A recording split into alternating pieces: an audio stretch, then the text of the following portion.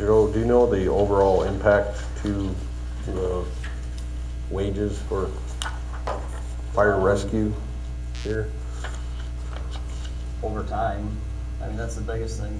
Yeah, So it used to be 3 steps, now it's gonna be 8 steps. So over time, wages will continually grow okay, more rapidly than they would have if there's only 3 steps. more accelerated. Yeah, Okay. because each individual will be able to move up a step and then whatever raise would be negotiated, but also on top of that. So it will increase faster, as opposed to a 3-step. But it gives a bigger spread to help those that are here longer. Just an example, I don't know if this answers your question or not, Rob, but it's starting with the July 1, 25 bargaining agreement that this group used to be a part of. The base would have been $20.74. Whereas if you look at the base, proposed base for firefighter paramedic under this new agreement, it's $21.08. So the base gets raised, and then in the old format, there were only 3 steps, so the high was $23.40, whereas the new high will be $27.82. Okay.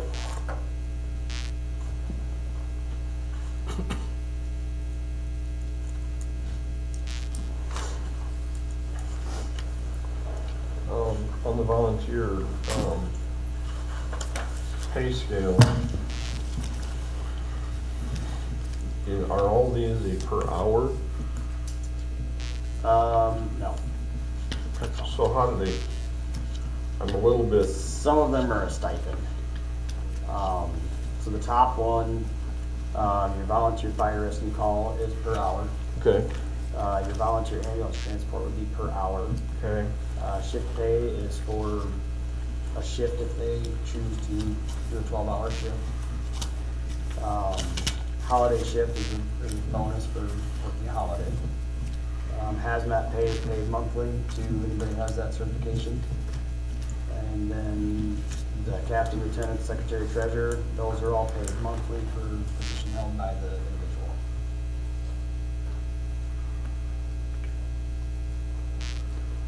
hi chief.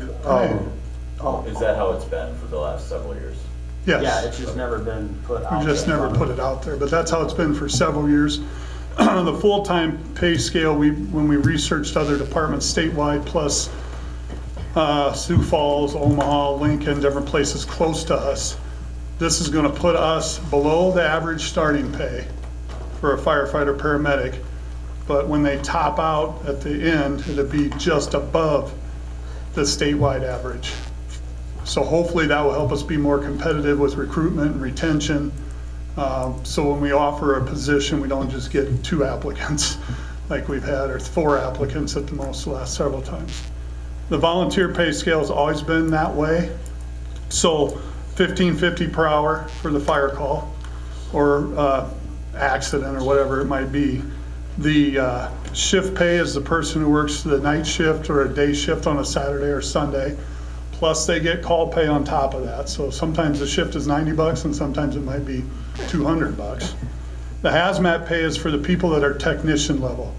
So they have extra training hours they have to do every month and every year to be a technician because of the 1 million gallons of ammonia we have in town, that we can deal with some of those, plus the trains that come through with some of the methyl ethyl bad stuff that's on them. So those people that have that certification gets a stipend or stipend of $20 a month to keep that certification, so we have people trained to do that.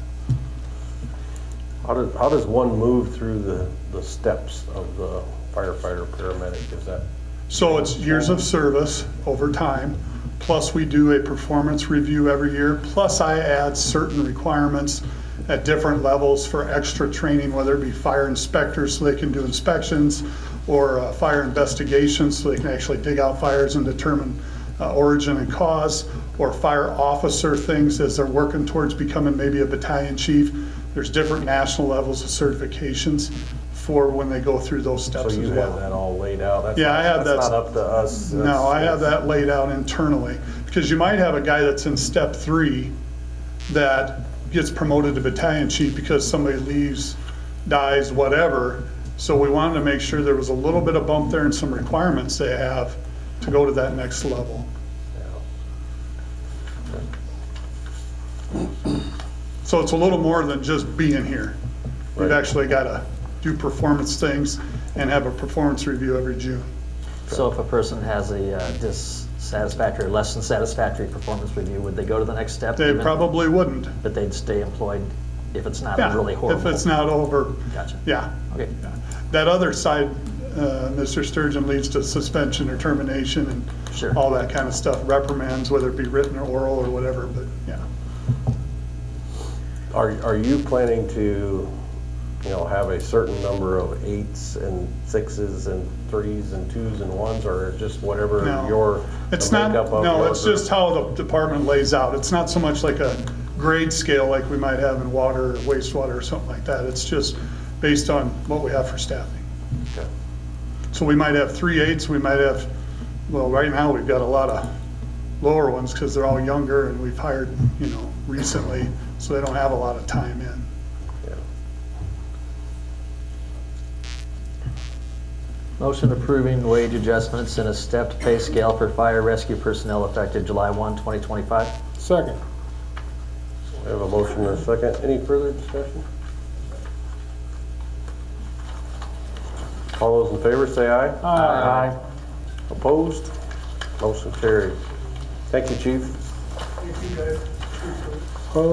Item number D6, attached, or description, is the fiscal year 2025-2026 proposed budget. Attached is a public hearing notice of the proposed budget for fiscal year 26 using a levy rate of 11.87050. It currently shows total revenues of $95,205,342 and total expenditures of $64,629,220, excluding transfers. The Floyd Valley Healthcare budget of $65,500,000 is also included. Administration recommends council approve the fiscal year 26 proposed budget to be published and set a public hearing for April 15th, 2025.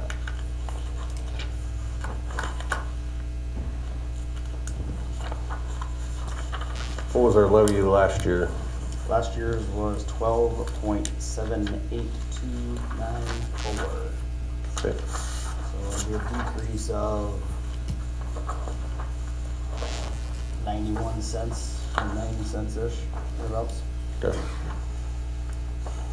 But, so people, the public knows, that's the levy rate. Doesn't mean your tax bill's going down. Because your valuations just got reassessed and went up quite a bit.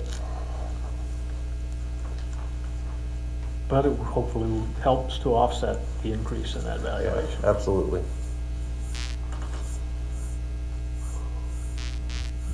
So just to be clear, Joe, those revenues are 95 million.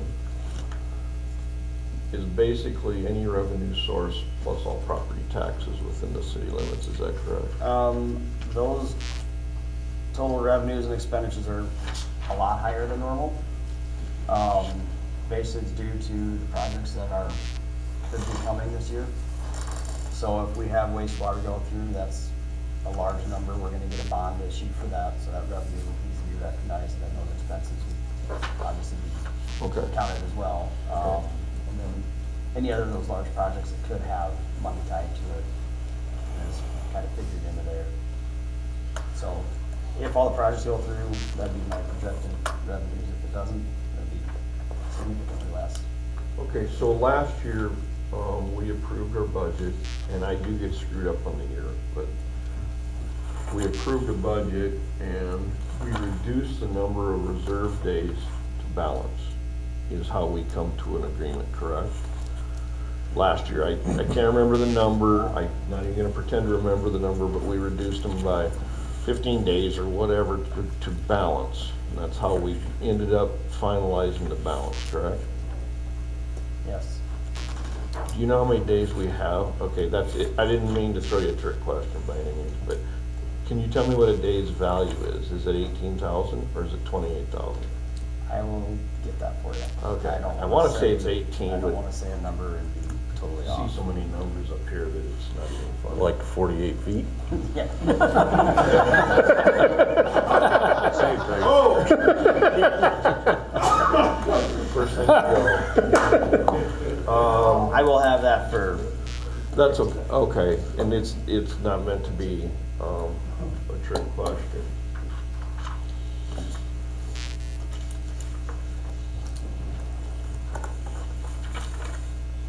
It's not meant to be.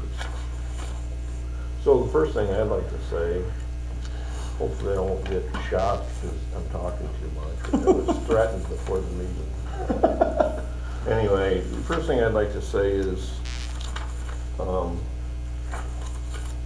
it's really tough sitting in this position because you inevitably get accused of disliking a department if you don't go along with everything they want. And you find yourself in a catch-22. I don't want to micromanage. I've never wanted to micromanage a single thing. Doesn't mean that I'm going to rubber stamp and go along with everything that's proposed, which I find in this budget. So, for me, there are items that I would like to see cut, even on a positive ending proposed budget, because I'd like to gain some of those days back. I'm always going to be a tax hawk. That's just why I'm here. I don't micromanage, but it doesn't mean that I don't have problems. And Joe, you brought up the biggest one, which is what new full-time people do to a budget. And I'm strapping the next 10 councils, next 10 years of budget processes with expenses if I don't watch it. I'm strapping them if I use funds that we don't have yet. Lost is a perfect example. I don't want to pre-spend Lost. When I first sat up here 11 years ago, and it's not that it was a bad thing, but we had an agreement with the hospital. It was, the funds were committed for the 6 years. And we were in year 2. So for 6 years, I had nothing to do with the commitment of those funds to the hospital, but I had to live with it in the budget process. So I want everybody to understand that I'm really closely guarded on what this does to future, and Joe testified that employees are going to bite you down the road, because none of them are going to want less money, none of them are going to want less benefits if we expect to retain good employees, and we have good employees. And I say that with not a shred of patronizing anybody. I think we get a good bang for our buck. But don't take that I can just go along with what's proposed completely across the board. So I just wanted to say that before any discussion. And I would say that, echo that with raises that we give. I mean, I think this year is I can't speak for future councils, future mayors, but this year, I thought we were very generous, and I think in future years, we're gonna have to be a lot more conservative to protect the budget, because it does get exponentially bigger. A raise for this year isn't just for this year, it's forever. Right. Yeah, this year is out of whack, if you compare it to the cost of living percentage. But I think in previous years, we were below that. And we're kind of playing catch up. Yeah. And I see the effects of it when we have a police department that nobody applied for the sheriff's opening because they're happy where they're at, because we're starting to give them a little payback for the years that they didn't get it. So it's kind of a balance, but I appreciate what Clark has to say about that as well. I really do. Yeah, so I don't know if anybody's prepared to talk about you know, I believe you all got the recap from Joe that he sent out after. Yeah. I mean, so, I mean, I believe there's still some unresolved, or some issues in there that we can still talk about. So all this is doing is setting the hearing, so if nobody's prepared to talk about those things today, I mean, we could always talk about them At the hearing. Well, what's our deadline, Joe? April 30th, right? April 30th. Well, so pretty much we are under pressure because that doesn't give us much time. But I mean, that really doesn't, because if the hearing, you know, what happens if you don't certify? I mean, what happens if, Well, I you mean, wanna find out? I'm just You curious. would need to, yes, I mean, yes, so we've only got this meeting and one more. That's what I'm saying. Unless so- we're gonna have, unless you wanna have a special meeting to where you could talk about it more. Otherwise, if we just keep the next council meeting, decisions would have to be made at that council meeting. So if there's any alternatives or anything you wanna see, let me know, and I can get that out there. Okay. We would so- have two meetings between, no, one meeting between now and the hearing, So just the- so. Okay, so my first one, I mean, I don't know. I'm thinking people have questions, maybe they don't. Kevin, Police Chief Kevin, so you're wanting another officer, Yes, but in the middle of next year, there's a COPS grant coming. Is that correct? Or there's gonna be the availability to grab one for a full year on a COPS grant, is that correct? there's typically always availability for COPS grants. The start to finish on them is probably 18 to 24 months. So if I would apply for a COPS grant in, let's say, October, we probably will not be awarded funding for 18 to 24 months. So yes, something would be available for us to start the process.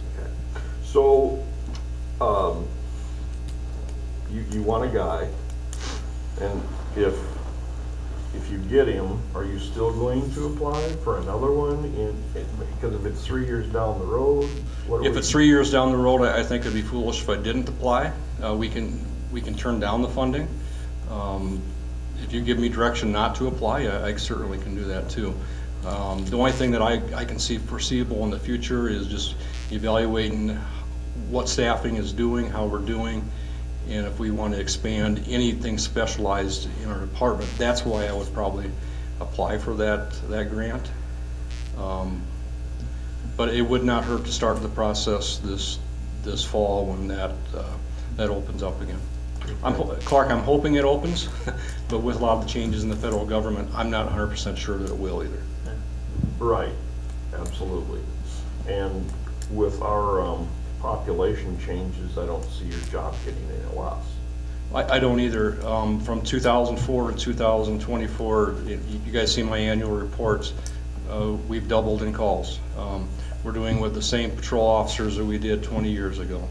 The 17th and 18th officer are really going to help us expand the department, expand our patrol operations, do things with our scheduling that we can't do right now.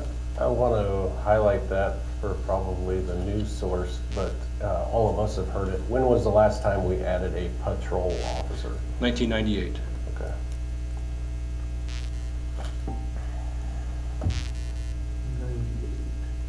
And that was also under a COPS grant. Didn't we, no, we approved, I'm confused. Are you confused? Patrol You had a officer. confused look on your, We added a 98. detective. Huh? Right, Well, we added a had- detective. I know we added, And then we added school resource officers, but that's, okay, Not you're not anybody. calling that a patrol. yeah. No, I'm not. So we added a officer that's full-time in the schools. We added a full-time community impact officer that does a lot of the community oriented stuff, and he's also our detective. You approved Officer 17 back in November-ish to replace an officer that's retiring Right. July 1, and also fill our second COPS grant that we're kind of at a risk of losing that funding if we don't start there. So actually, Clark, that 17 would be the first hire for a patrol officer since 1998. Okay. The one that I'm asking for this year is number 18. So 17 is being paid for through a COPS grant, is that a one-year deal? It can be. We can use funding up front, or we can spread it out over a course of 3 years at a 50-50 ratio. Joe and I had conversations about that. We like the 50-50 because it's an even split. It's much easier on the grant maintenance side of things. If you tell me to use it up front, I will. It's just going to mean more grant maintenance on my side. No, it's actually Joe's. Joe gets to call the shots. Yeah. We have to vote on it, fine, but I'm gonna go with what he says anyway. Yeah. But, okay.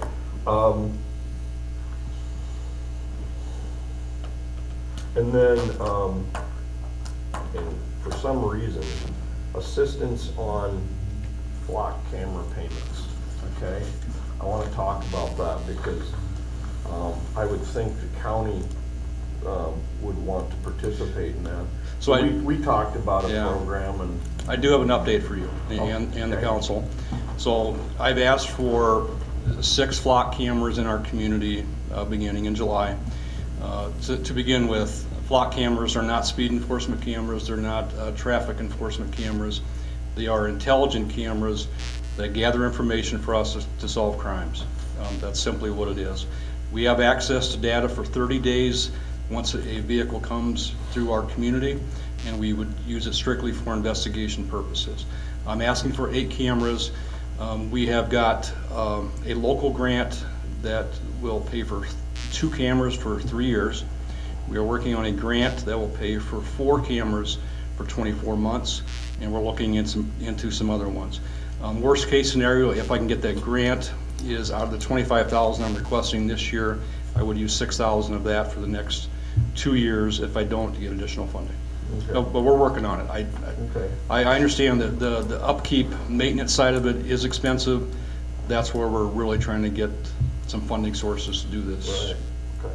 The flock cameras read license plates only. They read license plates only from the rear of the vehicle. That's the entire purpose of it. Facial recognition or? It's not facial anything like recognition, that. it's not taking pictures of somebody driving a car. It is strictly data for the rear plate of the vehicle. The advantage of these cameras, and it's been shown across the nation and across Iowa,